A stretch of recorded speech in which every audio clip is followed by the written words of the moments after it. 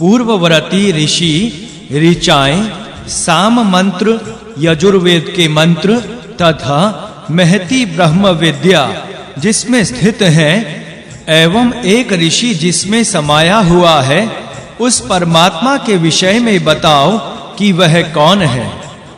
जिस आदि पुरुष में अमृत और मृत्यु स्थित है तथा सागर जिस आदि पुरुष की नाड़ियों में समाया हुआ है, उस परमेश्वर के विषय में बताओ कि वह कौन है। जिस आदि पुरुष के शरीर में प्रथम कल्पित पूर्व, पश्चिम आदि 4 दिशाएं नाड़ियों के रूप में स्थित है तथा यज्ञ जहां पराक्रम करता है, उस परमेश्वर के विषय में बताओ कि वह कौन है। जो इस आदि पुरुष में ब्रह्म को स्थित जानते हैं, वे परमेष्ठी को जानते हैं। जो परमेष्ठी एवं प्रजापति को जानता है तथा जो उत्तम ब्राह्मण को जानता है, वह परमात्मा को भली भांति जानता है। जिसका शीश वैश्व, वानर, अग्नि और नेत्र अंगिरस हुए, जिसके अंग ही राक्षस बने, उस परमात्मा के विषय में बताओ कि वह कौन है। ब्रह्म जिसका मुख कहा गया है, मधुकशा जिसकी जीभ बताई गई है एवं विराट ऐन कहा गया है, उस ब्रह्म के विषय में बताओ कि वह कौन है। जिससे ऋचाएं बनी एवं जिससे यजुर्वेद के मंत्र बने, सामवेद के मंत्र जिसके रोम एवं अथर्ववेद के मंत्र जिसका मुख है, उस परमेश्वर के विषय में बताओ कि वह कौन है। असत अर्थात निराकार से उत्पन्न हुई शाखा स्थित है। मनुष्य उसी को सबसे श्रेष्ठ तत्व मानते हैं तथा उस शाखा की उपासना करते हैं। जिसमें 12 आदित्य, 11 रुद्र और 8 वसु समाये हुए हैं, उस परमेश्वर के विषय में बताओ कि वह कौन है। 33 देवता सदा जिसकी निधि अर्थात खजाने की रक्षा करते हैं। हे देवों, जिसकी निधि की तुम रक्षा करते हो, आज उसे कौन जानता है। उस ब्रह्म को जानने वाले देव ज्येष्ठ ब्रह्म की उपासना करते हैं। जो उस ब्रह्म को निश्चित रूप से जानता है, वह ब्रह्म हो सकता है। जो बृहत नाम के देव हैं, जो असत अर्थात प्रकृति से उत्पन्न हुए हैं, लोक उन्हें श्रेष्ठ कहता है। जहां परमात्मा पुराण पुरुष को उत्पन्न करता हुआ विस्तृत करता है, उस परमात्मा के एक अंग को ज्ञानी जन पुराण के नाम से ही जानते हैं। जिसके शरीर के अवयवों में 33 देवता अलग-अलग निवास करते हैं, उन 33 देवों को केवल वे ही जानते हैं जो ब्रह्म के ज्ञाता हैं। लोग हिरण्य गर्भ को महान और श्रेष्ठ जानते हैं। परमात्मा ने ही इस संसार के मध्य उस हिरण्य गर्भ को बनाया था। उस परमात्मा में समस्त लोक, तप और ऋत अर्थात सत्य समाया हुआ है।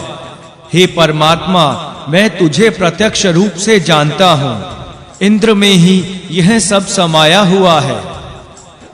इंद्र में समस्त लोक, तप और ऋत अर्थात सत्य समाया हुआ है।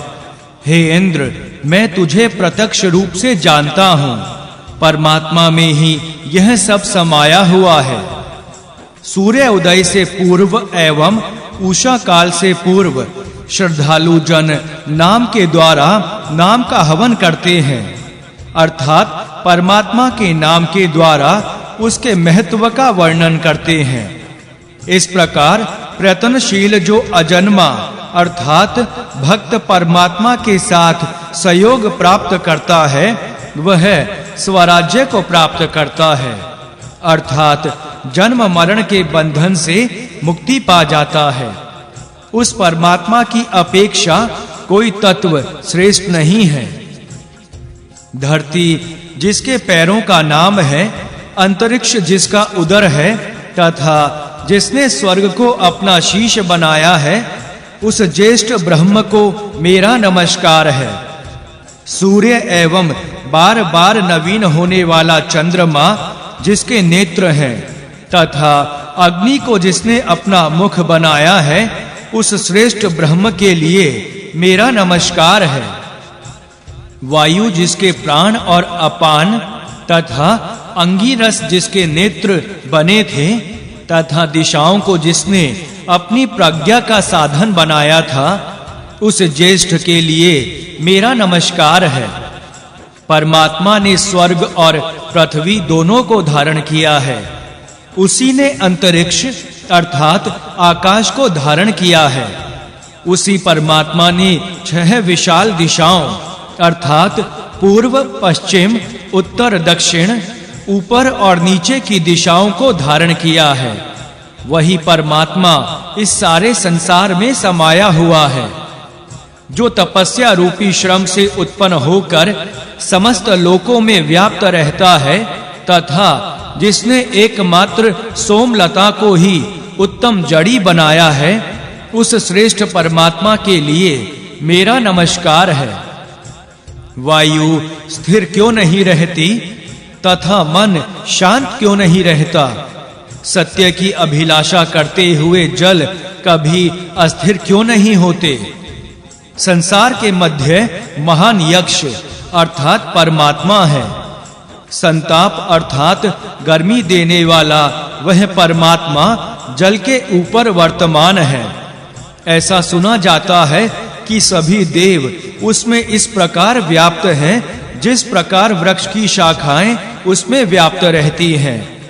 जिस असीमित परमात्मा के लिए देवगण हाथों, पैरों, वाणी, कानों और आंखों के द्वारा सदा उपहार प्रदान करते हैं, उसी परमात्मा के विषय में बताओ कि वह कौन है। जो परमात्मा को जान लेता है, उसका अज्ञान मिट जाता है तथा उसका पाप नष्ट हो जाता है। प्रजापति में जो 3 ज्योतियां हैं, वे उसे प्राप्त हो जाती हैं। जल में सोने का बैंत ठहरा हुआ है। जो इस बात को जानता है, वही गुप्त प्रजापति हैं। एक दूसरे से भिन्न रूप वाली 2 युवतियां लगातार घूमती हैं तथा 6 खूंटियों वाला एक ताना पूरती हैं। उनमें से एक धागों को फैलाती है और दूसरी उन्हें संभाल कर रखती है अर्थात समेटती है। वे दोनों ना विश्राम करती हैं और ना अंत को प्राप्त होती हैं। तात्पर्य यह है कि रात और दिन ही वे युवतियां हैं। 6 ऋतुएं, 6 खूंटे तथा समय ही अनंग धागा है। उन नृत्य करती हुई 2 स्त्रियों अर्थात दिन और रात में कौन सी दूसरी है, यह मैं नहीं जानता। उस वस्त्र को एक पुरुष बुनता है तथा दूसरा उधेड़ता है। इसे वह स्वर्ग में धारण करता है। ये घूंटियां अर्थात 6 ऋतुएं स्वर्ग को धारण करती हैं तथा वस्त्र बुनने के लिए सामवेद के मंत्रों को धागा बनाए हुए हैं। सूक्त 8वां देवता अध्यात्म, जो इन भूत, भविष्यत तथा वर्तमान कालों को व्याप्त करके स्थित है तथा जिसका स्वरूप केवल प्रकाशमय है, उसी ज्येष्ठ ब्रह्म को मैं नमस्कार करता हूँ। परमात्मा के द्वारा धारण की हुई भूमि और स्वर्ग अपने स्थान पर स्थित हैं।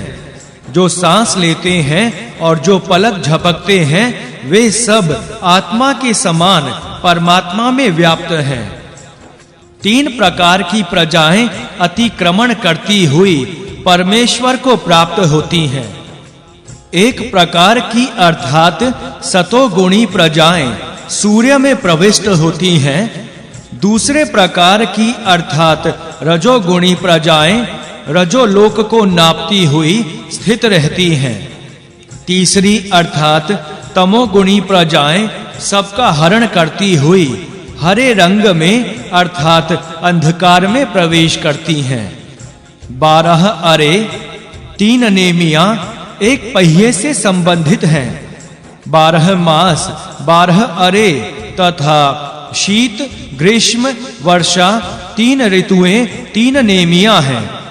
ये समय रूपी पहिए में स्थित हैं। इस बात को कौन जानता है, अर्थात कोई नहीं जानता।